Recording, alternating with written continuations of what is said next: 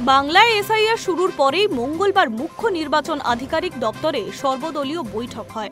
মঙ্গলবার মুখ্য নির্বাচন আধিকারিক মনোজ আগরওয়াল এবং তাঁর দপ্তরের আধিকারিকেরা ভোটার তালিকায় বিশেষ নিবিড় সংশোধনের বিধিগুলি সবিস্তারে ব্যাখ্যা করার জন্য বৈঠক করেন।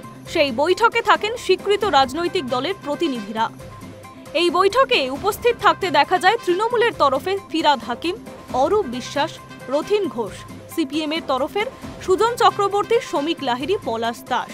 বিজেপির পক্ষ থেকে থাকে শিশির বাজরিয়া এবং কংগ্রেসের আশুতোষ চ্যাটার্জি।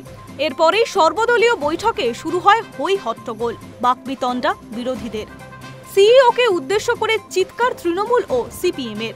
পাশাপাশি কোন অধিকারে বাংলাদেশি বলে দাগানো হচ্ছে সিইওকে প্রশ্ন তৃণমূল প্রতিনিধিদের। উল্লেখ্য, সোমবার জাতীয় নির্বাচন কমিশন এসআইআর ঘোষণা করেছে, কিন্তু এখনো পর্যাপ্ত সংখ্যায় বুথ লেভেল এজেন্টদের মনোনয়ন কমিশনে জমা করেননি রাজনৈতিক দলগুলি।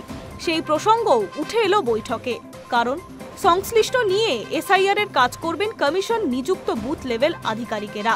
পাশাপাশি মনোজ আগরওয়াল বুধবার রাজ্যের সব জেলা নির্বাচন আধিকারিক, বিধানসভা কেন্দ্রের ইআরও, এইআর ও বুথ লেভেল আধিকারিকদের সঙ্গে বৈঠকে বসতে চলেছেন। এই ভার্চুয়াল বৈঠকে উপস্থিত থাকার জন্য সব জেলা শাসকদের পাশাপাশি মুখ্য নির্বাচনী আধিকারিকদের দপ্তরের অন্য আধিকারিকদেরও নির্দেশ দেওয়া হয়েছে বলে সিইওর দপ্তর সূত্রে জানা গিয়েছে।